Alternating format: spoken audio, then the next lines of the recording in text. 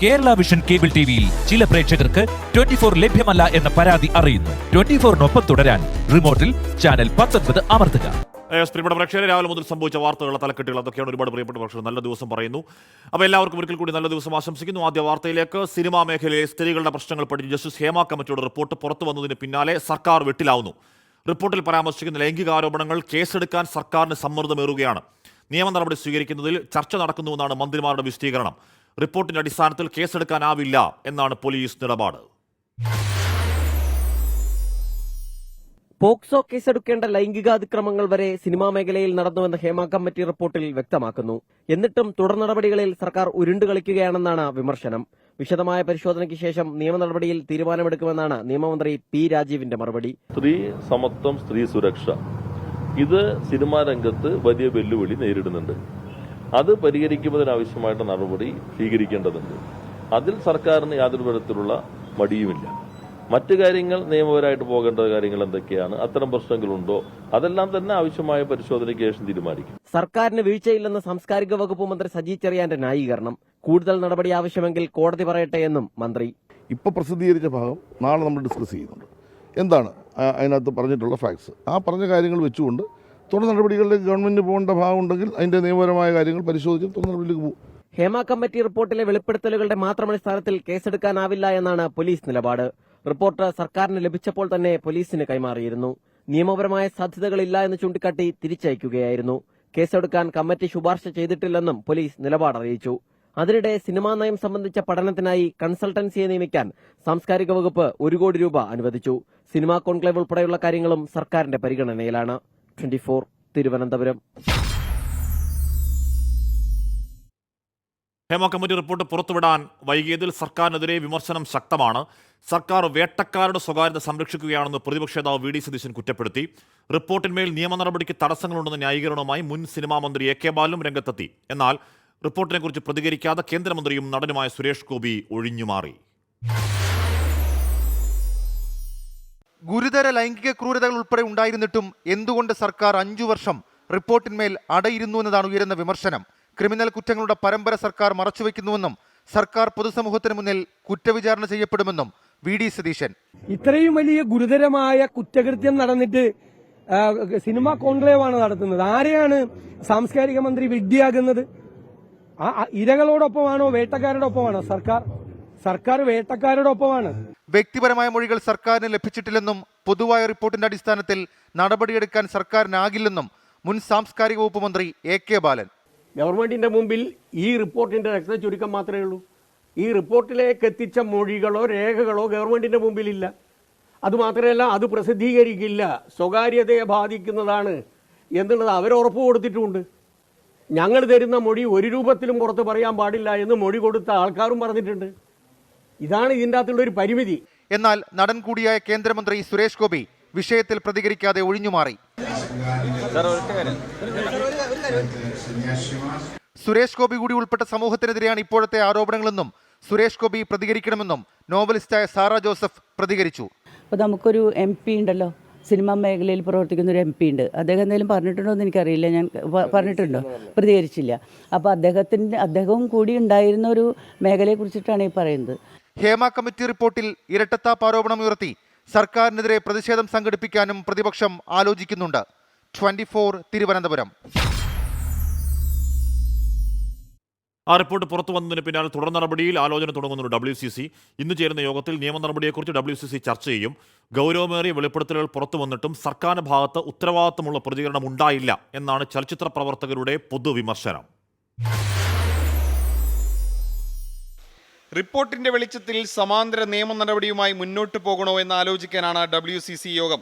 ഓൺലൈനായാണ് യോഗം ചേരുന്നത്. എന്നാൽ നിയമ നടപടി ആവശ്യമില്ല എന്ന് WCCയിലെ ചില അംഗങ്ങൾ ഇതിനോടകം പ്രതികരിച്ചിട്ടുണ്ട്. അതേസമയം ഗുരുതര ലൈംഗിക അതിക്രമം അടക്കമുള്ള വിവരങ്ങൾ പുറത്തു വന്നിട്ടും ലാഘവത്തോടെയുള്ള സാംസ്കാരിക മന്ത്രിയുടെ പ്രതികരണത്തിനെതിരെ ചലച്ചിത്ര പ്രവർത്തകർ രംഗത്തെത്തി. കോൺക്ലേവ് കൊണ്ട് എന്തെങ്കിലും കാര്യമുണ്ടാകുമെന്ന് തോന്നുന്നില്ലെന്നും ദീദി ദാമോദരൻ വിമർശിച്ചു. 4.5 വർഷം കോൾഡ് സ്റ്റോറേജിൽ വെച്ചിട്ട് ഇപ്പോഴും അതിൻ്റെ കണ്ടന്റുകളെ പറ്റിയിട്ട് ഒരു ഉത്തരവാദിത്വം ഇല്ലാത്ത രീതിയിൽ സംസാരിക്കുക, അങ്ങനെയൊക്കെ ചെയ്യുന്നവരുടെ നേതൃത്വത്തിൽ ഒരു കോൺക്ലേവ് ഉണ്ടാവുക എന്ന് പറഞ്ഞാൽ അതിന് കൃത്യമായിട്ടുള്ള റിസൾട്ട് ഉണ്ടാവുമെന്ന് എനിക്കറിയില്ല. റിപ്പോർട്ടിൽ വിമർശിക്കുന്ന WCC സ്ഥാപക അംഗത്തിനെതിരെ ഒരു പ്രതികരണവും അംഗങ്ങൾ ഇതുവരെ നടത്തിയിട്ടില്ല. എന്നാൽ യോഗത്തിൽ ഇക്കാര്യവും ചർച്ചയായേക്കും. 24 തിരുവനന്തപുരം. മനോജ് പറയുന്നത് സിനിമക്കാർക്ക് ഒരു നിയമം, മറ്റുള്ളവർക്ക് വേറൊരു നിയമം എന്ന് പറയുകയാണ്.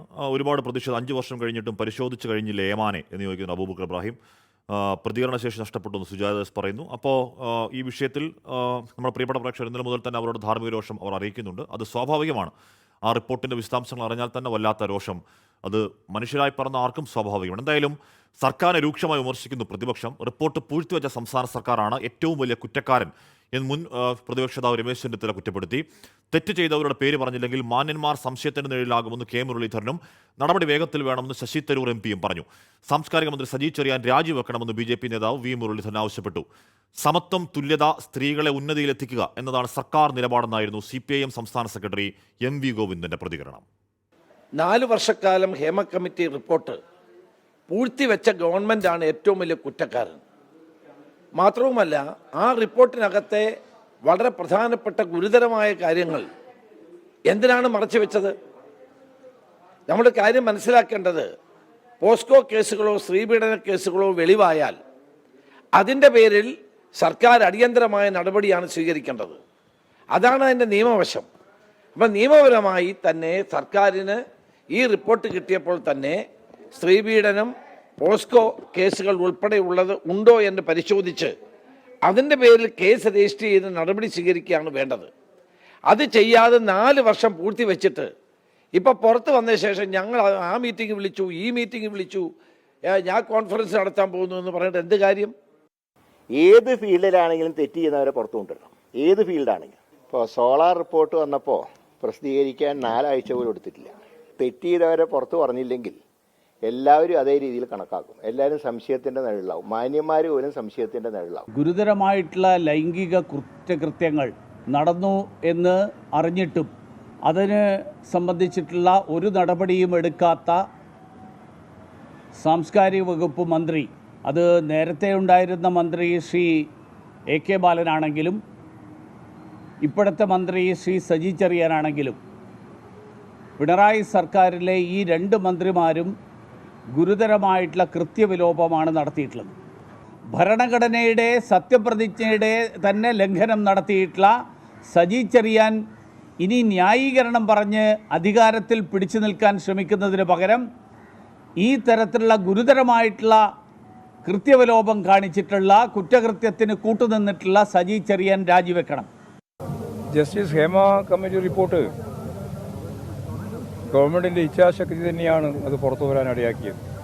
എല്ലാ തൊഴിലിടങ്ങളിലും സ്ത്രീകൾക്ക് വളരെയേറെ സുരക്ഷ ഉറപ്പാക്കുക എന്നുള്ളത് ഏത് പരിഷ്കൃത സമൂഹത്തിൻ്റെയും ഏറ്റവും പ്രധാനപ്പെട്ട ഉത്തരവാദിത്തമാണ്.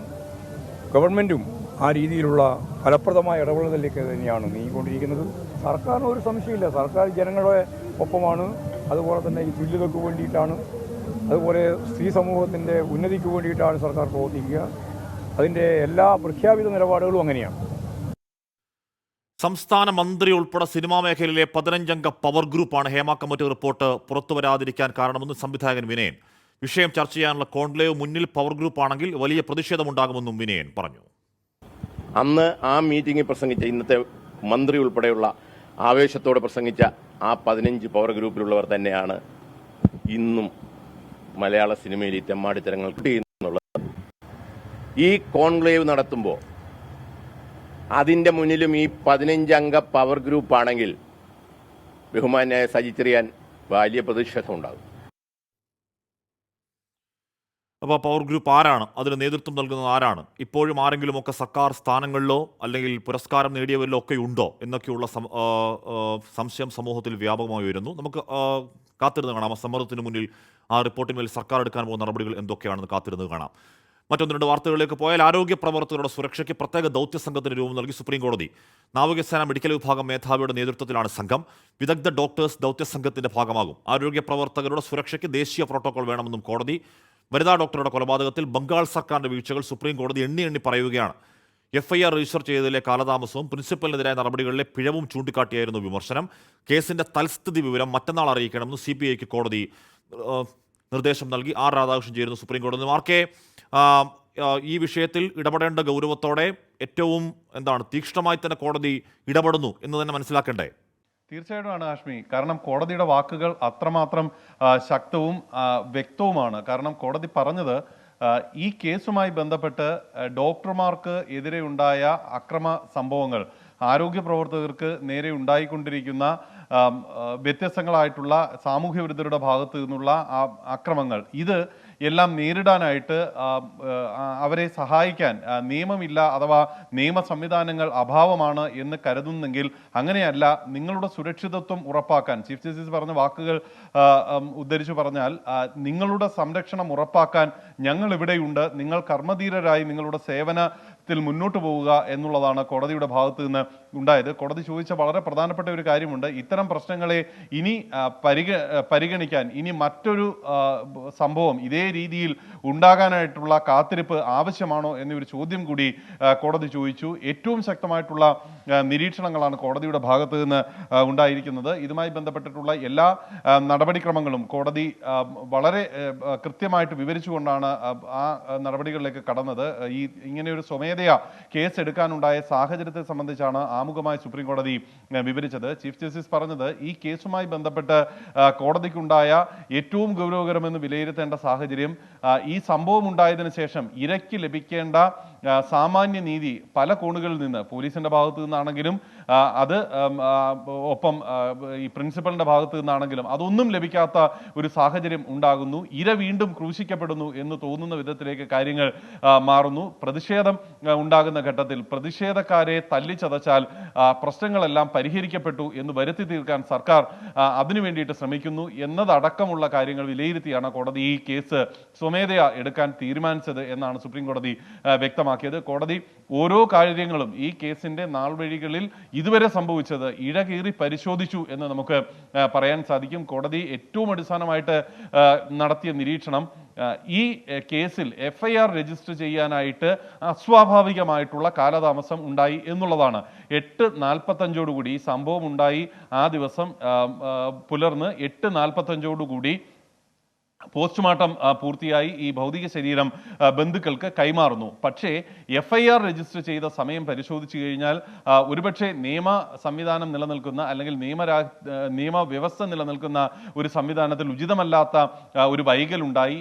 11:45 മാത്രമാണ് FIR രജിസ്റ്റർ ചെയ്തത്. ഇത് ഒരു തരത്തിലും ന്യായീകരിക്കാൻ പറ്റുന്ന ഒന്നല്ല, വലിയ വീഴ്ചയാണ് ഉണ്ടായിരിക്കുന്നത് എന്നാണ് കോടതി വ്യക്തമാക്കിയത്.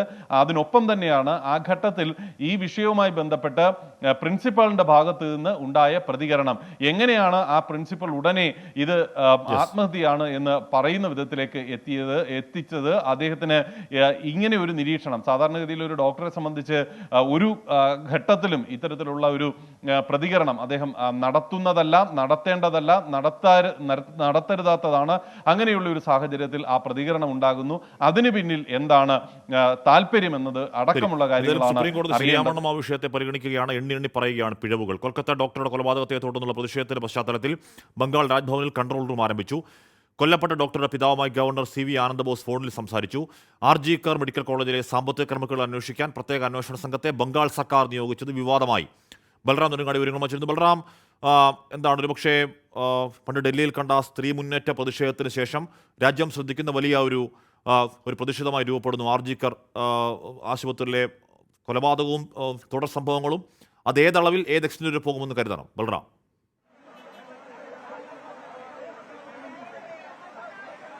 ഹഷ്മി, തീർച്ചയായും രാജ്യം കണ്ട വലിയൊരു പ്രതിഷേധമാണ് കൊൽക്കത്തയിൽ കഴിഞ്ഞ ദിവസങ്ങളിൽ ഉണ്ടായത്. എന്തായാലും ഈ കോടതി നടപടികൾ ഉണ്ടാകുമ്പോൾ അത് തത്സമയം വീക്ഷിക്കുകയായിരുന്നു RG കറിലെ സമരപന്തലിൽ ഈ പ്രതിഷേധിക്കുന്ന വിദ്യാർത്ഥികളും അധ്യാപകരും. അവരോട് തന്നെ നമുക്ക് പ്രതികരണങ്ങൾ തരാം. Sir, how do you react to this court formation of all the steps being taken by the Supreme Court are obviously for the sake of betterment of the working condition of the doctors and the paramedics, obviously, but we haven't seen the written order yet, so we have to see it first. Afterwards we will analyze it in our GB meeting, then afterwards we will declare our next course of action, and I think our leaders are saying something. You can focus on that also. Hashmi, ഇപ്പോൾ എന്തായാലും ഈ special task ഫോഴ്സിനെ രൂപീകരിച്ച് സ്വാഗതം ചെയ്യുന്നു. അതേസമയം കോടതിയുടെ ഉത്തരവിന്റെ പൂർണ്ണ രൂപം കണ്ട ശേഷം കൂടിയാലോചന നടത്തിയായിരിക്കും തുടർ തീരുമാനങ്ങൾ എടുക്കുക എന്നാണ് പറഞ്ഞത്. ഇപ്പോൾ ഈ സമരസമിതിയുടെ നേതാക്കൾ മാധ്യമങ്ങളെ കാണുകയാണ്. നമുക്ക് അവരുടെ പ്രതികരണങ്ങളിലേക്ക് പോകാം. ഹഷ്മി,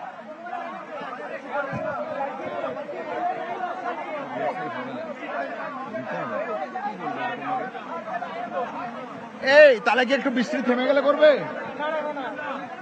তাহলে বৃষ্টিটা বন্ধ হোক।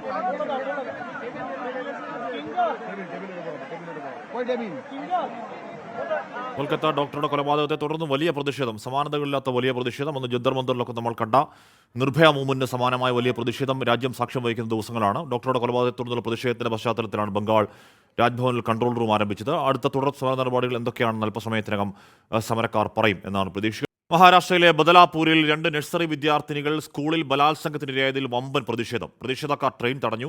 കേസെടുക്കാൻ വൈകിയ പോലീസ് ഇൻസ്പെക്ടറെ സ്ഥലം മാറ്റി.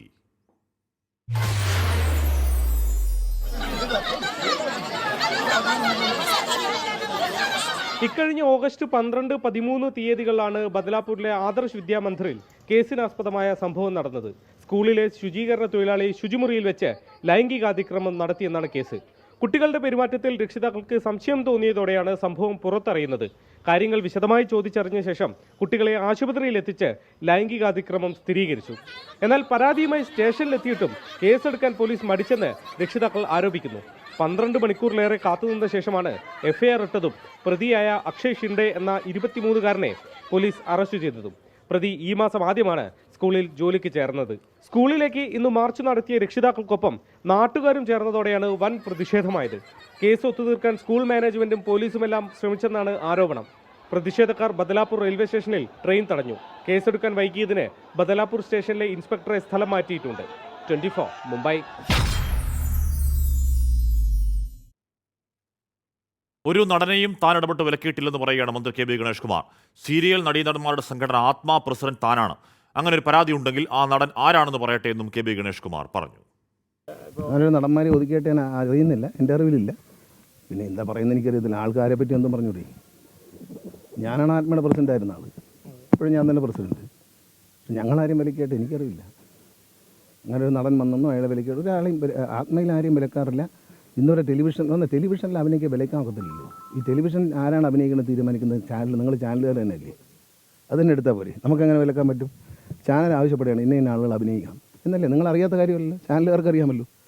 ആരെയൊക്കെ വേണം, നമുക്ക് ആർക്കാണ് മാർക്കറ്റുള്ളത്, ആരെ വെച്ച് ഈ പടം ഈ സീരിയൽ ചെയ്യണം എന്ന് തീരുമാനിക്കുന്നത് ഇപ്പം ചാനലുകാരല്ലേ, ഞങ്ങളല്ലല്ലോ. ഹേമ കമ്മിറ്റി റിപ്പോർട്ട് ആദരിക്കപ്പെടേണ്ടതാണെന്ന് കേന്ദ്രമന്ത്രിയും സിനിമാ താരവുമായ സുരേഷ് ഗോപി. റിപ്പോർട്ട് പരിശോധിക്കാൻ കഴിഞ്ഞിട്ടില്ല, സർക്കാരിനെ വിമർശിക്കാനില്ലെന്നും തുടർ നടപടി സർക്കാർ പരിശോധിക്കുമെന്നും സുരേഷ് ഗോപി പ്രതികരിച്ചു. ഹേമ കമ്മീഷൻ റിപ്പോർട്ട് എന്ന് പറയുന്നത് ആദരിക്കപ്പെടേണ്ടതാണ്. അപ്പോൾ സർക്കാരും കൂടി നിർദ്ദേശിക്കുന്ന തരത്തിൽ പുതിയ തീരുമാനങ്ങൾ എന്ത് അത് സംഘടനകൾ എടുക്കട്ടെ. അതിനെക്കുറിച്ചൊന്നും ഞാൻ പറയുന്നില്ല. കാരണം ഞാൻ ഇതിനകത്ത് ആക്റ്റീവായിട്ട് കുറേ കാലമായിട്ടില്ല.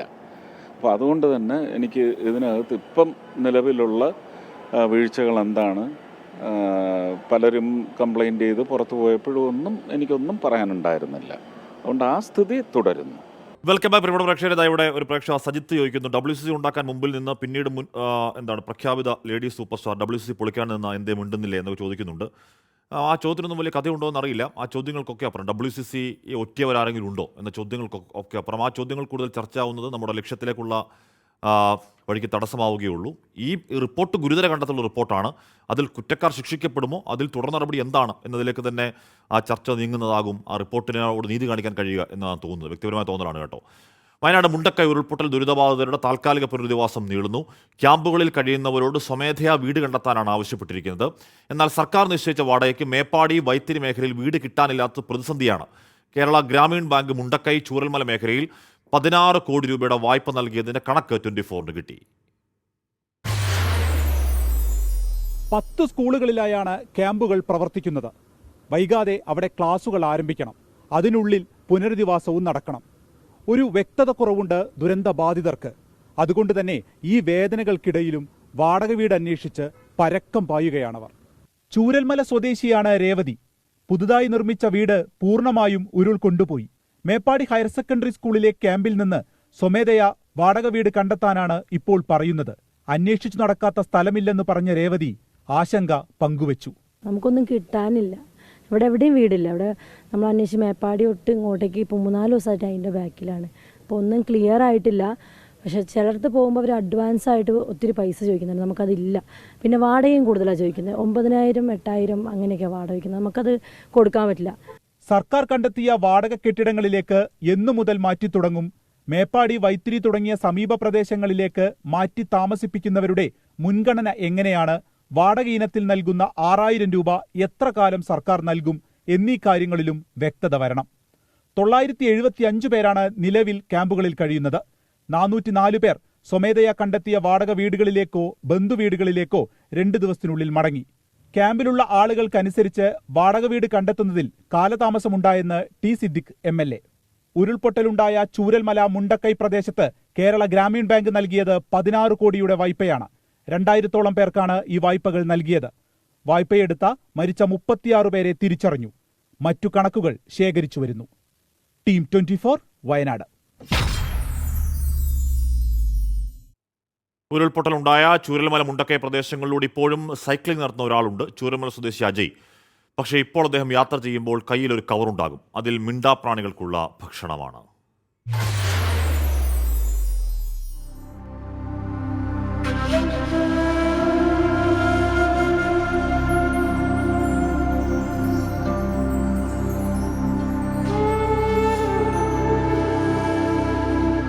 അതിരാവിലെ അജയ് സൈക്കിളുമായി ഇറങ്ങും. ചൂരൽമല കഴിഞ്ഞ് പാലം താണ്ടി അട്ടമലയിലേക്കും മുണ്ടക്കൈയിലേക്കും ആ യാത്ര നീളും. ഇന്നോ ഇന്നലെയോ തുടങ്ങിയതല്ല ഈ സവാരി. വർഷങ്ങളുടെ പഴക്കമുണ്ട്. അങ്ങനെ പോകുമ്പോഴെല്ലാം ആ നാടിന്റെ മനോഹാരിത ഫോണിൽ ഒപ്പിയെടുത്തിട്ടുമുണ്ട്.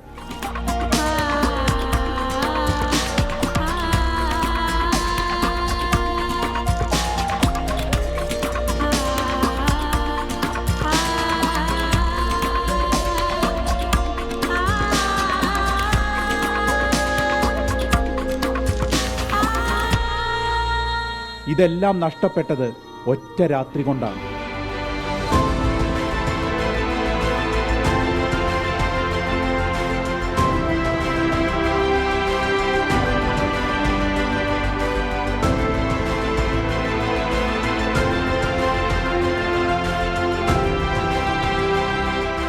കഴിഞ്ഞ 20 ദിവസമായി ഇതിലൂടെ യാത്ര ചെയ്യുമ്പോൾ നെഞ്ചു പൊട്ടുന്നുണ്ട് അജയ്ക്കും. പക്ഷേ സൈക്കിളിൽ തൂക്കിയ ഒരു കവറുമായി ഇപ്പോഴത്തെ യാത്രയ്ക്ക് ഉദ്ദേശമുണ്ട്. അതിൽ സൗഹൃദത്തിന്റെ നിറവുമുണ്ട്. കൂടുതലും പോകുന്നത് മുണ്ടക്കായിയാണ്. എന്താ പറഞ്ഞാൽ കൂടെ പഠിച്ച എത്രയോ ആളുകൾ അവിടെ മരണപ്പെട്ടു പോയി. അവർ വളർത്തിക്കൊണ്ടിരുന്ന കോഴികൾ, നായകൾ, പൂച്ചകൾ ഇവയെല്ലാം എൻ്റെ മനസ്സിൽ തെളിഞ്ഞു വീണ്ടും. അപ്പോൾ ഞാൻ അവർക്കുള്ള ഭക്ഷണവുമായിട്ട് 3-ാം ദിവസം മുതൽ തുടങ്ങിയ യാത്രയാണ്. ഇന്ന് വരെയും അത് കൊടുത്തുകൊണ്ടിരിക്കുന്നുണ്ട്. എൻ്റെ ജോലി എന്ന് പറഞ്ഞാൽ ഇലക്ട്രോണിക്സ് മേഖലയിലാണ്. അപ്പോൾ അവിടെ പോലും നിർത്തിയിട്ട് ഇവിടെ ഡിപ്പാർട്ട്മെൻറ്റിൻ്റെ കൂടെയും എല്ലാ മേഖലകളിലൂടെ അത് അറിയാത്ത ആളുകൾക്ക് സ്ഥലം കാണിച്ചു കൊടുക്കാനും എല്ലാത്തിലേക്ക് എത്തിപ്പെടാൻ കഴിഞ്ഞിട്ടുണ്ട്. ആ സൈക്കിളിന്റെ വരവിനായി കാത്തുനിൽക്കുന്ന മിണ്ടാപ്രാണികൾ കൂടെ കൂടുന്നു.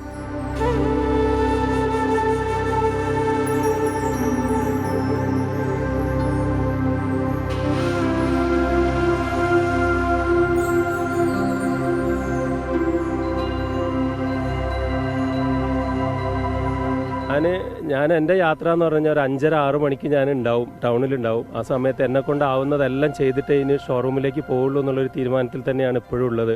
അവർ എത്രത്തോളം കാലം എനിക്ക് ചെയ്യാൻ പറ്റുമോ അത് ഞാൻ ചെയ്തിരിക്കും.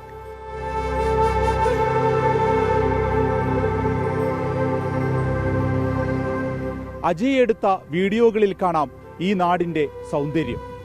ഇപ്പോൾ മണ്ണും പാറക്കെട്ടുകളും മാത്രം.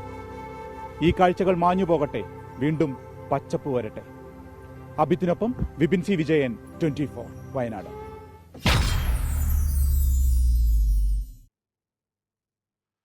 കേന്ദ്ര മന്ത്രാലയങ്ങളിൽ ലാറ്ററൽ എൻട്രി വഴിയുള്ള ഉന്നത ഉദ്യോഗസ്ഥ നിയമനം നിർത്തലാക്കി കേന്ദ്ര സർക്കാർ.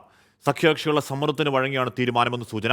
പ്രസിദ്ധീകരിച്ച പരസ്യങ്ങൾ പിൻവലിക്കാൻ പേഴ്സണൽ മന്ത്രാലയം UPSCക്ക് നിർദ്ദേശവും നൽകി. രാധാകൃഷ്ണൻ ഘടകകക്ഷികൾ അതിശക്തമായ എതിർപ്പ് ഉന്നയിച്ചാണ് KC ത്യാഗം പരസ്യമായ പ്രതികരണം നടത്തിയതാണ്. രാഹുൽ ഗാന്ധി പറഞ്ഞത് OBC-ക്കാർക്കും ദളിതർക്കും ആദിവാസികൾക്കും എതിരായ ആക്രമണമാണെന്ന് പറഞ്ഞു. സർക്കാർ നിർബന്ധിതമാവുകയാണ് അല്ലേ?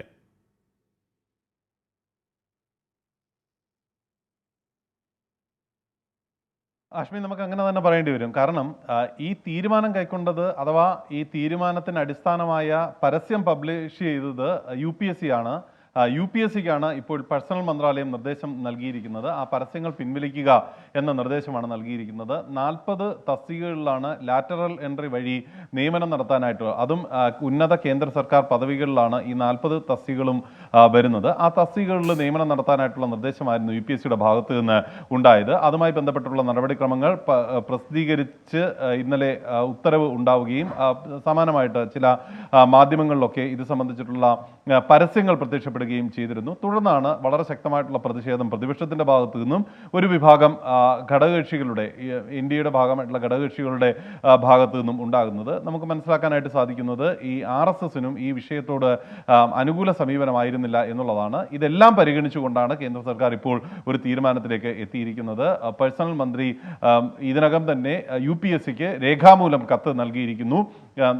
നൽകിയ പരസ്യങ്ങളെല്ലാം പിൻവലിക്കാനാണ് നിർദ്ദേശം നൽകിയിരിക്കുന്നത്. ഈ തസ്തികകളിൽ ലാറ്ററൽ എൻട്രി വഴി ഉള്ള പ്രവേശനം വേണ്ട എന്ന ഒരു തീരുമാനത്തിലേക്ക് കേന്ദ്ര സർക്കാർ എത്തിയിരിക്കുന്നു. നമുക്കറിയാവുന്നതുപോലെ തന്നെ വിവിധ കേന്ദ്ര സർക്കാർ തസ്തികകളുമായി ബന്ധപ്പെട്ട് പരിശോധിക്കുന്ന ഘട്ടത്തിൽ ഈയിടെ തന്നെ സുപ്രീം കോടതിയുടെ ഭാഗത്തു നിന്ന് തന്നെ വലിയ രീതിയിൽ ഈ ക്രമരഹിതമായിട്ടുള്ള നിയമനങ്ങളാണ്, അഥവാ സ്ഥിരമല്ലാത്ത വിധത്തിലുള്ള നിയമനങ്ങളാണ് നടന്നിരിക്കുന്നത് എന്നതടക്കമുള്ള നിരീക്ഷണങ്ങൾ ഉണ്ടാവുകയും താൽക്കാലികക്കാരാണ് കൂടുതലും ഈ കേന്ദ്ര സർവീസുകളിൽ ഇപ്പോൾ ഉള്ളത് എന്നതുൾപ്പെടെയുള്ള വിലയിരുത്തലുകൾ ഉണ്ടാവുകയും ചെയ്തിരുന്നു. അതിന്റെ അടിസ്ഥാനത്തിൽ ഈ വിഷയവുമായി ബന്ധപ്പെട്ട് അഥവാ UPSC വഴി തന്നെ ലാറ്ററൽ എൻട്രി നടത്തുന്ന ഒരു സാഹചര്യം ഉണ്ടായാൽ സുപ്രീം കോടതിയിൽ കേസടക്കം വരാനായിട്ടുള്ള നടപടിക്രമങ്ങൾ ഏതാണ്ട് സുപ്രീം കോടതിയിൽ ഈ കേസ് ഇത് ചോദ്യം ചെയ്തുകൊണ്ട് ഹർജി സമർപ്പിക്കാനായിട്ടുള്ള നടപടി ചില സംഘടനകളൊക്കെ ആരംഭിക്കുകയും ചെയ്തിരുന്നു. അങ്ങനെയുള്ള ഒരു പശ്ചാത്തലത്തിൽ കേന്ദ്ര സർക്കാരിന് കൂടുതൽ പ്രതിരോധത്തിലാക്കുന്ന ഒരു തീരുമാനമായിട്ട് ഇത് മാറും എന്നാണ് കേന്ദ്ര സർക്കാർ വിലയിരുത്തിയത്. അതിന്റെ അടിസ്ഥാനത്തിലാണ് ഈ തീരുമാനം ഉണ്ടായത്. അഗ്നിവീർ പദ്ധതിക്ക് തുടർച്ച എന്ന രീതിയിൽ ലാറ്ററൽ എൻട്രി മറ്റു സർവീസുകളിൽ നടത്താനായിരുന്നു കേന്ദ്ര സർക്കാരിന്റെ ഭാഗത്തു നിന്നുള്ള നീക്കം. എന്നാൽ അഗ്നിവീറിന് ലഭിച്ച ഒരു പരിഗണന ഈ ലാറ്ററൽ എൻട്രിയുമായി ബന്ധപ്പെട്ട് നിയമമാർഗത്തിൽ ലഭിക്കില്ല എന്ന് നിയമോപദേശവും സർക്കാരിന് ലഭിച്ചിട്ടുണ്ട് എന്ന് അറിയാൻ സാധിക്കുന്നു. ഇതിന്റെ എല്ലാം പശ്ചാത്തലത്തിലാണ് ഇപ്പോൾ ഈ ലാറ്ററൽ എൻട്രി വഴി 40 തസ്തികകളിലേക്ക് നിയമനം നടത്താനായിട്ടുള്ള തീരുമാനം തിരുത്തി കേന്ദ്ര സർക്കാർ രംഗത്ത് എത്തിയിരിക്കുന്നത്. UPSC ഇതിനനുബന്ധമായിട്ടുള്ള അവരുടെ പ്രഖ്യാപനം അല്പസമയത്തിനകം വ്യക്തമാക്കുകയും ചെയ്യും. ഓക്കെ, പരസ്യം പിൻവലിക്കാനാണ് UPSCയുടെ നിർദ്ദേശം. അതിൽ വലിയ പ്രതിഷേധം ഘടകകക്ഷികളും പ്രതിപക്ഷവും ഒക്കെ ഉയർത്തിയതാണ്. അത് കയ്യിൽ നിൽക്കില്ല എന്ന തിരിച്ചറിവ് തന്നെയാകണം ആ തീരുമാനത്തിലേക്ക് കേന്ദ്രത്തെ എത്തിക്കുന്നത്. പൊതുപരിപാടിയിൽ മലപ്പുറം എസ്മയെ വേദിയിലിരുത്തി തുറന്ന വിമർശനമായി PV അൻവർ MLA. തന്റെ പാർക്കിൽ മോഷണം നടന്ന് 8 മാസമായിട്ടും പ്രതിയെ പിടിക്കാനായില്ലെന്ന് SP ചൂണ്ടിക്കാട്ടി അൻവർ പറഞ്ഞു. അൻവറിന്റെ പരാമർശങ്ങൾക്ക് പിന്നാലെ മുഖ്യ പ്രാസംഗികനായിരുന്ന SP ഒറ്റവരിയിൽ പ്രസംഗം അവസാനിപ്പിച്ച് വേദി വിട്ടു. പോലീസ് അസോസിയേഷൻ മലപ്പുറം ജില്ലാ സമ്മേളനമാണ് വേദി. വേദിയിൽ SP വൈകിയെത്തിയത് MLAയെ പ്രകോപിപ്പിച്ചു. ഇങ്ങനെയുണ്ട് ഒരു പോലീസിംഗ്. ഈ ഗവൺമെന്റിനെതിരെ ജനങ്ങളെ എങ്ങനെ ആക്കാൻ കഴിയും എന്നതിൽ റിസർച്ച് നടത്തിക്കൊണ്ടിരിക്കുക. റിസർച്ച് അത് ഫോളോ ചെയ്യുക. തന്റെ പാർക്കിലെ മോഷണം ചൂണ്ടിക്കാട്ടി വീണ്ടും അൻവർ തുറന്നടിച്ചു. 9 ലക്ഷം വില വരുന്ന റോപ്പ് വേക്ക് ഉപയോഗിച്ചിരുന്ന സ്റ്റീൽ കേബിൾ 2300 ചില കിലോ വെയിറ്റ് ഒരാൾക്കും 2 ആൾക്കും 10 ആൾക്കും കൊണ്ടുപോകാൻ കഴിയില്ല. ഒരു സംഘമായി അതിന്റെ സംവിധാനത്തോടു കൂടി വന്ന് മാത്രമേ കൊണ്ടുപോകാൻ സാധിക്കുള്ളൂ. കൊണ്ടുപോയിട്ട് 5-8 മാസമായി. 3 പ്രാവശ്യം ജില്ലാ പോലീസ് സൂപ്രണ്ടറിനെ വിളിച്ചു. എങ്ങനെ ഏത് പൊട്ടന് കണ്ടുപിടിക്കാൻ കഴിയില്ല. ഇത്രയും വലിയ സാധനം ഇത്രയും ആളുകൾ ആ കാട്ടിൻ്റെ ഉള്ളിൽ നിന്ന് എടുത്തു കൊണ്ടുപോയിട്ട് ഇത്രയും ദിവസമായി കണ്ടെത്താൻ കഴിഞ്ഞില്ല. എന്താ പരിപാടിയുടെ മുഖ്യ പ്രാസംഗികനായിരുന്ന Malappuram SP S Sasidharan IPS ഒറ്റവരിയിൽ പ്രസംഗം അവസാനിപ്പിച്ച് മടങ്ങുകയായിരുന്നു. ഞാൻ അല്പം തിരക്കിലാണ്, അതുകൊണ്ട് ഒരു പ്രസംഗത്തിനുള്ള ഒരു മൂഡിലല്ല ഞാൻ. ഈ ചടങ്ങിന് എല്ലാവിധ ആശംസകളും അറിയിച്ചുകൊണ്ട് ഞാൻ എൻ്റെ വാക്കുകൾ ഉപസംഹരിക്കുന്നു. 24 മലപ്പുറം.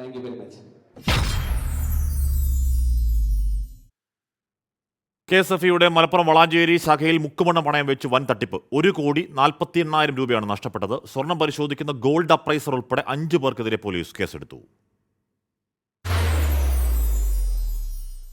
സർക്കാർ ധനകാര്യ സ്ഥാപനമായ KSFയുടെ വളാഞ്ചേരി ശാഖയിൽ മുക്കുപണ്ടം പണയം വെച്ചാണ് തട്ടിപ്പ്.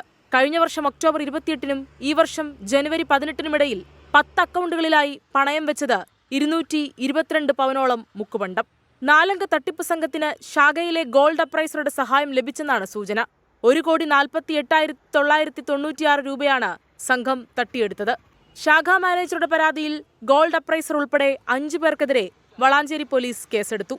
24 മലപ്പുറം. കുതിരവട്ടം മാനസികാരോഗ്യ കേന്ദ്രത്തിലെ അന്തേവാസികളിൽ നിന്ന് കൊടിയ മർദ്ദനമേറ്റെന്ന ആരോഗ്യ പ്രവർത്തക. ചവിട്ടേറ്റ് ഇടതു കൈ ഒടിഞ്ഞു, നെറ്റിക്കും പരിക്കുണ്ട്. അക്രമം പതിവെന്നും മതിയായ സുരക്ഷാ ജീവനക്കാരില്ലാത്തതാണ് പ്രതിസന്ധിയെന്നും ആരോഗ്യ പ്രവർത്തക 24-നോട് പറഞ്ഞു. പേഷ്യൻ്റ് വരുന്നുണ്ട്, എൻ്റെ നേർക്കാ വരുന്നത്, ചേച്ചി വേഗം തുറക്കുമെന്ന് പറയും. തുറക്കുമ്പോഴേക്ക് പുറകുന്ന് ഇടി കിട്ടിയിട്ടുണ്ട്. ആരും അതിൻ്റെ മുമ്പിൽ തടയാൻ പറ്റുമോ ഒന്നും എനിക്കറിയുന്നില്ല. ഞാൻ അങ്ങോട്ട് തിരിഞ്ഞ് നിൽക്കുക. ഗ്രില്ലാണ് തൊട്ട് മുമ്പിലുള്ളത്. ഗ്രില്ലിൻ്റെ നേർക്ക് തിരിഞ്ഞ് നിൽക്കുക. പിന്നെ ഇടി കിട്ടി. ചവിട്ടാണോ തള്ളാണോ ഒന്നും മനസ്സിലാവുന്നില്ല. കടിച്ച് വീണ് കൈ തിരിഞ്ഞു പോയി. അങ്ങനെ അപ്പോഴേക്ക് മുഖത്തുള്ളതേ ഞാൻ അറിയുന്നുള്ളൂ, കൈക്ക് പറ്റിയത് ഞാൻ അറിയുന്നില്ല. അങ്ങനെ മുഖത്ത് ഇങ്ങനെ തൊട്ട് നോക്കിയ സമയത്ത് അപ്പോഴേക്ക് കോട്ടിലൊക്കെ ബ്ലഡ് വന്ന് കയ്യിലും ബ്ലഡ് കണ്ട്. അത് രണ്ടാളൊന്നും മതിയാവില്ല ശരിക്ക്. സെക്യൂരിറ്റി ആയാലും പോലീസിനും ഒന്നും വരെ നിയന്ത്രിക്കാൻ കഴിയാത്ത അത്രയും വയലൻ്റായിട്ട് ചവിട്ടിയതാണ്. ചവിട്ടി ഞാൻ നേരെ ഗ്രിൽസിൻ്റെ മുകളിൽ ഇടത് ഭാഗം തട്ടി വീണ് കണ്ണിൻ്റെ താഴെ മുറിവുണ്ട്. കൈ അതേപോലെ തന്നെ ഫ്രാക്ചറായി. നമ്മൾ ഇഞ്ചക്ഷൻ വെക്കാൻ വിളിച്ചാൽ പോലും ഗേറ്റിൽ ആളില്ല. ഗേറ്റ് നോക്കാൻ ഗേറ്റിൻ്റെ അടുത്ത് ആകെ ഒരാളേ ഉള്ളൂ. അപ്പം ഗേറ്റില്ലാത്ത ആളില്ലാതെ ഞങ്ങൾക്ക് വാർഡിലേക്ക് വരാൻ പറ്റില്ല. നിങ്ങൾ എന്തെങ്കിലും സെക്യൂരിറ്റിക്ക് ഇങ്ങനെ പറഞ്ഞിട്ട് കാര്യമില്ല. അവരാകെ കുറച്ച് പേരേ ഉള്ളൂ. അപ്പോൾ ചിലപ്പോൾ OP-യിൽ എമർജൻസി കേസ് വരുന്ന സമയത്ത് അവർക്ക് അവിടേക്ക് പോകണം. മിഥില കേൾക്കുന്നത് ഭീകരമാണ്. അപ്പോൾ അത്യാവശ്യമായ സുരക്ഷാ ക്രമീകരണങ്ങൾ പോലും ഇല്ലാതെയാണോ അവർക്ക് അവിടെ ജോലി ചെയ്യേണ്ടി വരുന്നതെന്ന ചോദ്യമാണ് മിഥില. ഹഷ്മി, തീർച്ചയായും ഗുരുതരമായ ഒരു സാഹചര്യത്തിലൂടെയാണ് കോഴിക്കോട് കുതിരവട്ടം മാനസികാരോഗ്യ കേന്ദ്രം ഇപ്പോൾ കടന്നു പോകുന്നത്. പ്രത്യേകിച്ച് ആരോഗ്യ പ്രവർത്തകർക്ക് അവിടെ സുരക്ഷിതമായി ജോലി ചെയ്യാൻ സൗകര്യമില്ല.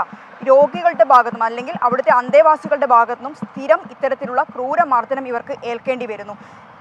ഇവർ ഇതുവരെ മാധ്യമങ്ങൾക്ക് മുന്നിലൊന്നും ഇവർ ഇത്തരത്തിൽ തുറന്നു പറച്ചിലിന് തയ്യാറായിട്ടിരുന്നില്ല. കാരണം നിരന്തരം ഇത്തരത്തിൽ ആക്രമണങ്ങൾ നേരിടുമ്പോഴും അതെല്ലാം സഹിച്ച് അവിടെ ജോലി ചെയ്യുന്ന ഒരു സാഹചര്യമാണ് ഉണ്ടായത്. പക്ഷേ ഇന്ന് ഈ കഴിഞ്ഞ ദിവസത്തെ 18-ാം തീയതി രാത്രിയാണ് ഈ ഒരു സംഭവം ഉണ്ടായത്. ഇത്തരത്തിൽ വലിയ രീതിയിൽ പരുക്കേറ്റു ഈ ഒരു ആരോഗ്യ പ്രവർത്തകയ്ക്ക്. നമുക്ക് ദൃശ്യങ്ങൾ കാണാം. അവരുടെ ഇടതു കൈ ഒടിഞ്ഞിട്ടുണ്ട്, നെറ്റിക്ക് താഴെ മുറിവുണ്ട്, കണ്ണിന് താഴെ മുറിവുണ്ട്. ഇത്തരത്തിൽ വലിയ രീതിയിലുള്ള ഒരു മർദ്ദനം അവിടെ നേരിടേണ്ടി വന്നിട്ടുണ്ട്. ഈ അന്തേവാസികളെയോ രോഗികളെയോ നമുക്ക് ഇക്കാര്യത്തിൽ കുറ്റം പറയാൻ പറ്റില്ല. കാരണം മാനസികാരോഗ്യ കേന്ദ്രമാണ്. അവരുടെ മാനസികാവസ്ഥ എന്ത് എന്നത് നമുക്ക് പറയേണ്ട കാര്യമില്ലല്ലോ. പക്ഷേ ഇവിടെ വേണ്ടത് ആരോഗ്യ വകുപ്പ് മതിയായ സൗകര്യം ഒരുക്കുക എന്നാണ്. 434 രോഗികൾ ഇന്നിപ്പോൾ കുതിരവട്ടത്ത് ഇന്നത്തെ ഒരു സ്റ്റാറ്റസ് എടുക്കുകയാണെങ്കിൽ കുതിരവട്ടം മാനസികാരോഗ്യ കേന്ദ്രത്തിൽ 434 അന്തേവാസികളുണ്ട്. ഇവർക്കെല്ലാം ആകെ ഉള്ളത് 10 സുരക്ഷാ ജീവനക്കാരാണ്. ഇതിനു മുൻപ് ഇത്തരത്തിൽ അടിക്കടി സുരക്ഷാ വീഴ്ച ഉണ്ടായിരുന്ന സമയത്ത് മുഖ്യമന്ത്രിയുടെ നേതൃത്വത്തിൽ തന്നെ പ്രത്യേക യോഗം ചേർന്ന് 24ഓളം നിർദ്ദേശങ്ങൾ ഉടൻ അവിടെ നടപ്പിലാക്കണമെന്ന് ആവശ്യപ്പെട്ടിട്ടുണ്ടായിരുന്നു. അതിൽ മുന്നോട്ട് വെച്ച നിർദ്ദേശങ്ങളിൽ ഏറ്റവും പ്രധാനം എന്നത് സുരക്ഷാ ജീവനക്കാരെ അവിടെ നിയമിക്കുക എന്നതാണ്. ഈ സുരക്ഷാ ജീവനക്കാരെ നിയമിക്കുമ്പോൾ തന്നെ പ്രത്യേക പരിശീലനം ലഭിച്ച സാധാരണ രോഗികളെ പോലെയല്ല ഇവർ. മാനസികമായ പ്രശ്നങ്ങൾ നേരിടുന്ന ആളുകളാണ്. ഇവർ ഏത് രീതിയിലാണ് പ്രതികരിക്കുക എന്നതറിയില്ല. ഇതിനു മുൻപ് ഒരു കൊലപാതകം ഉൾപ്പെടെ നടന്ന ഒരു സ്ഥലം കൂടിയാണ്. അത്തരത്തിൽ നോക്കുമ്പോൾ ജീവനക്കാരെ സംബന്ധിച്ചിടത്തോളം അവരുടെ ജീവനും അവർക്ക് പേടിയുണ്ട്. ജീവൻ നഷ്ടപ്പെടുമോ എന്നൊരു പേടിയുണ്ട്. അതുകൊണ്ട് തന്നെ ഇത്തരത്തിലുള്ള രോഗികളുടെ അടുത്തേക്ക് ഈ ഇഞ്ചക്ഷനും മറ്റും നൽകാൻ ചെല്ലാനും ഇവർക്കൊരു മടിയുണ്ട്. എന്നിരുന്നാൽ പോലും അവർ അങ്ങോട്ട് ചെല്ലുന്നുണ്ട്. ആ ചെല്ലുന്ന സമയത്താണ് ഇത്തരത്തിലുള്ള ഈ കൊടിയ മർദ്ദനം നേരിടേണ്ടി വരുന്നത്. മുഖ്യമന്ത്രിയുടെ നിർദ്ദേശപ്രകാരം 20ഓളം സുരക്ഷാ ജീവനക്കാരെ അന്ന് അവിടെ നിയമിച്ചിട്ടുണ്ടായിരുന്നു. പക്ഷേ അത് താൽക്കാലിക അടിസ്ഥാനത്തിലാണ്. അവരുടെ കരാർ കഴിഞ്ഞിട്ടുണ്ട്. മറ്റൊന്ന്, ഈ ഒരു സുരക്ഷാ ജീവനക്കാർക്ക് കൃത്യമായി അവിടെ ശമ്പളം ലഭിക്കുന്നില്ല എന്ന ഒരു പരാതിയുമുണ്ട്. കഴിഞ്ഞ 4 മാസമായി ഇവിടുത്തെ ഈ 10 സുരക്ഷാ ജീവനക്കാർക്ക് ശമ്പളം ലഭിച്ചിട്ടില്ല. അതുകൊണ്ട് തന്നെ കൃത്യമായി ശമ്പളം ലഭിക്കാത്തത് കൊണ്ട് തന്നെ പലരും ഈ ജോലി ഒഴിവാക്കി പോകുന്ന ഒരു സാഹചര്യമുണ്ട്. ഇത്തരത്തിലെല്ലാം നോക്കുകയാണെങ്കിൽ തന്നെ വലിയ രീതിയിലുള്ള ഒരു ഗുരുതരാവസ്ഥയിലൂടെയാണ് കുതിരവട്ടം മാനസികാരോഗ്യ കേന്ദ്രം നിലവിൽ കടന്നു പോകുന്നത്. അടിയന്തരമായി ഇവിടെ സുരക്ഷാ ജീവനക്കാരെ, പ്രത്യേകിച്ച് പരിശീലനം ലഭിച്ച സുരക്ഷാ ജീവനക്കാരെ തന്നെ നിയമിക്കേണ്ടതുണ്ട്. ഈ 10 സുരക്ഷാ ജീവനക്കാരിൽ 4 പേർ മാത്രമാണ് വനിതാ സുരക്ഷാ ജീവനക്കാരുള്ളത്. ഇത്തരത്തിൽ അക്രമാസക്തരാകുന്ന രോഗികളെ പരിപാലിക്കാൻ അല്ലെങ്കിൽ അവർക്ക് ഇഞ്ചക്ഷൻ നൽകാനോ മരുന്ന് നൽകാനോ ഒന്നും ഇവരുടെ അടുത്തേക്ക് പോകാൻ സുരക്ഷാ ജീവനക്കാരില്ലാതെ ഇവരുടെ അടുത്തേക്ക് പോകാൻ ജീവന് പോലും അപകടകരമാണ് എന്നുള്ളതാണ് ഇടത് കൈ അടക്കം ഒടിഞ്ഞ ആരോഗ്യ പ്രവർത്തകർ പറയുന്നത്. അത് എന്തായാലും ഒരു മേൽനോട്ടം ഉണ്ടാവട്ടെ. നേരത്തെ പലയാവർത്തി പറഞ്ഞതാണെങ്കിലും പരിഹാരം ഉണ്ടാവട്ടെ. ഇപ്പോൾ ഒരുപാട് പ്രിയപ്പെട്ട പ്രേക്ഷകർ ചോദിക്കുന്നു, കുട്ടികളാണെന്ന് തോന്നുന്നു, നാളെ SST ഹർത്താലുണ്ടോ അവധിയാണോ എന്നൊക്കെ ചോദിക്കുന്നുണ്ട്. നാളെ ഒരു ഭാരത് ബന്ദ് ഉണ്ട്. അതിന് ആഹ്വാനം ചെയ്തിരിക്കുന്നത് സംവരണ ബച്ചാവോ സംഘർഷ സമിതി എന്ന ഒരു സമിതിയാണ്. SST വിഭാഗങ്ങൾക്കിടയിലെ ഉപസംവരണത്തിന് സംസ്ഥാനങ്ങൾക്ക് തീരുമാനമെടുക്കാമെന്ന സുപ്രീം കോടതി വിധിയുടെ പശ്ചാത്തലത്തിലാണ് ബന്ദിന് ഉള്ള ആഹ്വാനം. പക്ഷേ അത് നാളെ അവധിയിലേക്കും സ്കൂൾ അടയ്ക്കലുകളിലേക്കും ഒക്കെയുള്ള രീതിയിലേക്ക് ഭാരത് ബന്ദ് പോകുമോ എന്ന കാര്യത്തിൽ സംശയമുണ്ട്. അങ്ങനെ പോവില്ല എന്ന് തന്നെ വേണം കരുതാൻ. തൃശ്ശൂരിൽ റെയിൽവേ സ്റ്റേഷനിൽ പ്ലാറ്റ്ഫോമിൽ യുവതി പ്രസവിച്ചു. അവശ നിലയിൽ കണ്ടെത്തിയ യുവതി ആശുപത്രിയിൽ എത്തിക്കാൻ ആംബുലൻസ് എത്തിക്കുന്നതിനിടയിലാണ് പ്രസവം നടന്നത്. പിന്നീട് ആശുപത്രിയിലേക്ക് മാറ്റി. പെൺകുഞ്ഞും മാതാവും സുഖമായിരിക്കുന്നു ആശുപത്രി അധികൃതർ അറിയിച്ചു. ഇന്ന് രാവിലെ 10:30 തൃശൂർ റെയിൽവേ സ്റ്റേഷൻ 1-ാം നമ്പർ പ്ലാറ്റ്ഫോമിലെ എസ്കലേറ്ററിന് സമീപമാണ് യുവതിയെ അവശനിലയിൽ കണ്ടത്. യാത്രക്കാർ അറിയിച്ചതുപ്രകാരം റെയിൽവേ പോലീസ് എത്തി ആംബുലൻസ് വിളിച്ചു വരുത്തി. എന്നാൽ ഇതിനിടയിൽ യുവതി പ്രസവിച്ചു. വനിതാ പോലീസ് ഉദ്യോഗസ്ഥരുടെ നേതൃത്വത്തിൽ പ്രസവരക്ഷ. ക്ലീനിംഗ് സ്റ്റാഫായ സുഹറ കുട്ടിയുടെ പൊക്കിൾ കൊടി മുറിച്ചു മാറ്റി. സിനിമയെ വെല്ലുന്ന രംഗങ്ങൾ. എല്ലാവരും കൂടി സഹകരണത്തോടെ ആ അമ്മയും കുഞ്ഞിനെയും നമ്മൾ രക്ഷപ്പെടുത്തി. പിന്നെ പൊക്കിൾ കൂടി മുറിച്ച് അപ്പുറത്തെ കടയിൽ ഈ സ്റ്റാഫുകളൊക്കെ ചേർന്ന് കത്രിക കൊണ്ടുവന്ന് മുറിച്ച് കെട്ടിയിട്ട് ആ സുഹറ ചേച്ചി തന്നെ കെട്ടിയത് ആ ബ്ലഡോടെ ആ കുട്ടിയെ തുടച്ച് വെച്ച് ഞങ്ങൾക്ക് തന്ന് ഞങ്ങളത് സുഖമായിട്ട് കൊച്ചിനും തള്ളനും സുഖമാക്കി ഹോസ്പിറ്റലിൽ എത്തിച്ചിട്ടുണ്ട്. 2 ജീവൻ രക്ഷിക്കാനായതിന്റെ സന്തോഷത്തിലാണ് ജീവനക്കാർ. ഞാൻ പ്ലാറ്റ്ഫോമിൽ വന്നപ്പോഴാണ് സാർ SMO പറഞ്ഞത് ഇവിടെ ഒരു ലേഡി വേദനയായിട്ട് കിടക്കുന്നുണ്ട്. അപ്പോൾ സാറിൻ്റെ കൂടെ വേഗം ഓടി വന്ന് നോക്കുമ്പോൾ ഇവിടെ മാഡന്മാരൊക്കെ ഉണ്ട്. വേദനയായിട്ട് കരയുന്നായിരുന്നു. ആംബുലൻസ് വിളിച്ചിട്ടുണ്ടായി. പക്ഷെ ആ വണ്ടി ഇവിടെ എത്തുമ്പോഴേക്കും ഡെലിവറി കഴിഞ്ഞിരുന്നു. പിന്നെ രക്ഷയൊന്നുമില്ല. മാഡന്മാരെല്ലാവരും കൂടി വേഗം കുട്ടീനെ മാറ്റി തുടച്ച് വൃത്തിയാക്കി മാഡത്തിൻ്റെ കയ്യിലോട്ട് എടുത്ത് കൊടുത്തു. പിന്നെ അവരെ തന്നെ വേഗം ഹോസ്പിറ്റലിലേക്ക് മാറ്റി. ആംബുലൻസിൽ യുവതിയെയും പെൺകുഞ്ഞിനെയും തൃശൂർ ജില്ലാ ആശുപത്രിയിലേക്ക് മാറ്റി. 2 പേരുടെയും ആരോഗ്യനില തൃപ്തികരമാണെന്ന് ആശുപത്രി അധികൃതർ അറിയിച്ചു. 24 തൃശൂർ. പലയാവർത്തി പറഞ്ഞതാണെങ്കിലും പരിഹാരമില്ലാതെ അപകടങ്ങൾക്ക് അറുതിയില്ലാതെ മുതലപ്പൊഴി. ഇന്ന് മാത്രം 3 വള്ളങ്ങൾ അപകടത്തിൽപ്പെട്ടു. പരിക്കേറ്റവരെ ആശുപത്രിയിൽ പ്രവേശിപ്പിച്ചു. മുതലപ്പൊഴിയിൽ ഇന്ന് ആദ്യ അപകടം രാവിലെ 6:30. പുതുക്കുറിച്ചി സ്വദേശിയായ കബീറിന്റെ ഉടമസ്ഥതയിലുള്ള വള്ളമാണ് അപകടത്തിൽപ്പെട്ടത്. വള്ളത്തിലുണ്ടായിരുന്ന 4 പേരെയും രക്ഷപ്പെടുത്തി. 7:15 പെരുമാതുറ സ്വദേശി സഹീറിന്റെ ഉടമസ്ഥതയിലുള്ള സുൽത്താൻ എന്ന കാരിയർ വള്ളം ശക്തമായ തിരയിൽപ്പെട്ട് മറിഞ്ഞു. വള്ളത്തിലുണ്ടായിരുന്ന തൗഫീഖ്, മനീഷ്, സഹീർ എന്നിവരെ രക്ഷപ്പെടുത്തി. 11 മണിക്ക് ശേഷമാണ് 3ാമത്തെ അപകടം. 4 പേർ ഉണ്ടായിരുന്ന വള്ളം 2ആയി പിളർന്നു. എല്ലാവരെയും രക്ഷപ്പെടുത്തി. പരുക്കേറ്റവരെ ആശുപത്രിയിൽ പ്രവേശിപ്പിച്ചു. മുതലപ്പൊഴിയിൽ കഴിഞ്ഞ ശനിയാഴ്ച കാണാതായ മത്സ്യത്തൊഴിലാളിയുടെ മൃതദേഹം ഇന്നലെയാണ് കണ്ടെത്തിയത്. ഈ വർഷം ഇതുവരെ മുതലപ്പൊഴിയിൽ വള്ളം മറിഞ്ഞ് 4 പേർ മരിച്ചു. 24 തിരുവനന്തപുരം. മുല്ലപ്പെരിയാറിന്റെ കാര്യത്തിൽ സർക്കാരും ഉദ്യോഗസ്ഥരും കേരളത്തെ വഞ്ചിക്കുകയാണെന്ന് കേരള കോൺഗ്രസ്. മുല്ലപ്പെരിയാറിൽ പുതിയ ഡാം പണിയണമെന്നാവശ്യപ്പെട്ട് ഇടുക്കി ഉപ്പുതറയിൽ കേരള കോൺഗ്രസ് ഏകദിന ഉപവാസ സമരം നടത്തി. അതേസമയം അണക്കെട്ടിലെ ജലനിരപ്പിൽ കാര്യമായ കുറവ് ഉണ്ടായിട്ടുണ്ട്. ഉറങ്ങാൻ കഴിയുന്നില്ല. കേരളത്തിലെ ഒരു പൊതുപ്രവർത്തകൻ എന്ന നിലയിൽ ഈ കാര്യങ്ങൾ കണ്ടുകൊണ്ട് ഉറങ്ങാൻ കഴിയുന്നില്ല. വർഷങ്ങൾക്ക് മുമ്പ് PJ ജോസഫിന്റെ ഈ വാചകങ്ങളാണ് മുല്ലപ്പെരിയാർ വിഷയത്തെ ആളിക്കത്തിച്ചത്. ഇപ്പോൾ വീണ്ടും മുല്ലപ്പെരിയാർ അണക്കെട്ടുമായി ബന്ധപ്പെട്ട ആശങ്കകളും വാർത്തകളും പുറത്തുവരുമ്പോൾ ഡാം ഡീകമ്മീഷൻ ചെയ്യണമെന്നാവശ്യപ്പെട്ട് രംഗത്തെത്തുകയാണ് കേരള കോൺഗ്രസും. ഉപ്പുതറയിൽ നടന്ന ഉപവാസ സമരം Kerala Congress working chairman PC Thomas ഉദ്ഘാടനം ചെയ്തു. തമിഴ്നാടിന്റെ ഭാഗത്തു നിന്ന് രാഷ്ട്രീയമായ കാരണങ്ങളാൽ ഇതിന് അനുകൂലമായിട്ടുള്ള ഒരു തീരുമാനം ഒരിക്കലും വരില്ല. കാരണം മറ്റൊന്നുമില്ല, സത്യം ഏതാണെന്ന് തോന്നിയാലും എന്തെല്ലാം നല്ലതാണ് എന്ന് മനസ്സിലായാലും ഒരു പരിധി കൂടുതൽ അവർ പോകില്ല. കാരണം അവരൊരു തീരുമാനമെടുക്കുമ്പോൾ തമ്മിൽ സമാധാനപരമായി ആ പ്രശ്നം തീർക്കുന്ന രീതിയിലാവുകയോ അല്ലെങ്കിൽ മറിച്ചൊരു ഡാം പണിതുകൊണ്ട് അത് മുന്നോട്ട് കൊണ്ടുപോവുകയോ ചെയ്യാനായിട്ട് അവർ കൂടി സമ്മതിച്ചാൽ അവർക്ക് പേടിയാണ് അടുത്ത പ്രാവശ്യം അവർക്ക് ജയിക്കാൻ പറ്റുമോ എന്ന്. അതേസമയം മുല്ലപ്പെരിയാർ അണക്കെട്ടിലെ ജലനിരപ്പ് 128.60 അടിയായി കുറഞ്ഞു. ഡാമിലേക്കുള്ള നീരൊഴുക്കും കുറഞ്ഞതോടെ തമിഴ്നാട് കൊണ്ടുപോകുന്ന വെള്ളത്തിന്റെ അളവും നിജപ്പെടുത്തി. 24 ഇടുക്കി. കൊലക്കേസ് പ്രതിയുമായി ടൂർ പോയ പോലീസ് ഉദ്യോഗസ്ഥൻ അന്വേഷണ വിധേയമായി സസ്പെൻഡ് ചെയ്തു. ആലപ്പുഴ AR ക്യാമ്പിലെ SI ശ്രീനിവാസനെയാണ് സസ്പെൻഡ് ചെയ്തത്. എസ് ശ്രീനിവാസൻ കൊലക്കേസ് പ്രതിയുമായി ടൂർ പോയ ദൃശ്യങ്ങൾ 24 ആണ് പുറത്തുവിട്ടത്. എസ് ശ്യാംകുമാർ വിവരങ്ങൾ വെച്ചിരുന്നു. ശ്യാം, എന്താണ് ആ സംഭവത്തിന്റെ കൂടുതൽ വിവരങ്ങൾ എന്നറിവാകുന്നുണ്ടോ? എന്താണ് ഈ കൊലക്കേസ് പ്രതിയുമായി പോലീസുകാരുടെ ബന്ധം എന്നടക്കം വെളിവാകുന്നുണ്ടോ ശ്യാം? ഹാഷ്മി, ആലപ്പുഴയിലെ പോലീസിന്റെ നാണക്കേടുണ്ടാക്കുന്ന തുടർച്ചയായ മൂന്നാമത്തെ സംഭവമാണ് ഇപ്പോൾ ഉണ്ടാകുന്നത്. കഴിഞ്ഞ ഇടെ ആലുവയിൽ ഗുണ്ടാത്തലവന്റെ വീട്ടിൽ ഡിവൈഎസ്പി ഉൾപ്പെടെ പോലീസുകാർ വിരുന്നു പോയിരുന്നു. അതിന് പിന്നാലെയാണ് ഇപ്പോൾ ആലപ്പുഴ AR ക്യാമ്പിലെ ASIയുടെ നേതൃത്വത്തിൽ ഹൈക്കോടതി കൊലക്കേസിൽ ജാമ്യം നൽകിയ പ്രതിക്കൊപ്പം ആഘോഷിക്കുകയും ജാമ്യം ആഘോഷിക്കുകയും ജില്ലയ്ക്ക് പുറത്തുള്ള ടൂറിസം കേന്ദ്രങ്ങളിലൊക്കെ പോയി മദ്യപിക്കുകയും ഒക്കെ ചെയ്യുന്നതിന്റെ വീഡിയോ പുറത്തു വന്നത്. ഇത് പോലീസ് സേനയിൽ തന്നെ വലിയ അമർഷം ഉണ്ടാക്കിയിരുന്നു. ഇതിന് പിന്നാലെയാണ് ഇയാൾക്കെതിരെ നടപടി വേണമെന്നുള്ള ആവശ്യം ഉയർന്നത്. സ്പെഷ്യൽ ബ്രാഞ്ച് റിപ്പോർട്ടിന്റെ അടിസ്ഥാനത്തിലാണ് ഇപ്പോൾ DIG ASIയെ സസ്പെൻഡ് ചെയ്തിരിക്കുന്നത്. സസ്പെൻഷൻ ഉത്തരവ് ഇന്ന് രാവിലെയാണ് പുറത്തിറങ്ങിയിരിക്കുന്നത്. ഈ പോലീസ് ഉദ്യോഗസ്ഥരെ നേരത്തെയും നിരവധി പരാതികൾ ഉയർന്നിരുന്നു. ഇതിലിപ്പോൾ ഏറ്റവും അവസാനം ഒരു ഗുണ്ടാ നേതാവിനൊപ്പം വിരുന്ന് പങ്കെടുത്തതിന്റെ ദൃശ്യങ്ങൾ പുറത്തുവന്നതോടെയാണ് ഇപ്പോൾ നടപടി ഉണ്ടായിരിക്കുന്നത്. ഓക്കെ, എസ് ശ്യാംകുമാറാണ് ആ ദൃശ്യങ്ങളുടെ വിവരങ്ങൾ നൽകിയത്. കൊലക്കേസ് പ്രതിയുമായി ഒക്കെ ചേർന്നാണ് ആഘോഷമൊക്കെ ഉണ്ടായിരുന്നത്. ഇതിന്റെ നടപടി ഇനിയിപ്പോൾ ആഘോഷത്തിന് SI നിൽക്കില്ലെന്ന് തോന്നുന്നു. KTDC ചെയർമാൻ സ്ഥാനം രാജിവെക്കില്ലെന്ന് PK ശശി. സംഘടനാപരമായ കാര്യങ്ങളിൽ പാർട്ടി തീരുമാനമെടുക്കും. പാർട്ടി നടപടിയുമായി എന്ന് ആരാ പറഞ്ഞത് എന്നും അക്കാര്യങ്ങൾ മാധ്യമങ്ങളോട് പങ്കുവയ്ക്കാൻ താല്പര്യമില്ലെന്നും ശശി പ്രതികരിച്ചു. KTDCന്റെ ചെയർമാൻ സ്ഥാനത്ത് നിന്ന് രാജിവെക്കാനല്ലല്ലോ ഉത്തരവാദപ്പെട്ട കേന്ദ്രത്തിൽ നിന്ന് എന്നോട് ആവശ്യപ്പെട്ടിട്ടുള്ളത്. ഇതിൽ KTDC ചെയർമാനായി പ്രവർത്തിക്കാനാണല്ലോ എന്നോട് ആവശ്യപ്പെട്ടത്. ഞങ്ങളുടെ പാർട്ടിയുടെ സംഘടനാപരമായ ചില വിഷയങ്ങളുണ്ടാകും. ആ സംഘടനാപരമായ പ്രശ്നങ്ങളിൽ പാർട്ടി ഉചിതമായ തീരുമാനങ്ങളെടുക്കും. പാർട്ടി നടപടി വന്നു നിങ്ങളെ ആരാ ബോധ്യപ്പെടുത്തിയത്? ഉചിതമായ തീരുമാനമെടുക്കാൻ പ്രാപ്തിയുള്ള പാർട്ടിയാണ് കമ്മ്യൂണിസ്റ്റ് പാർട്ടി.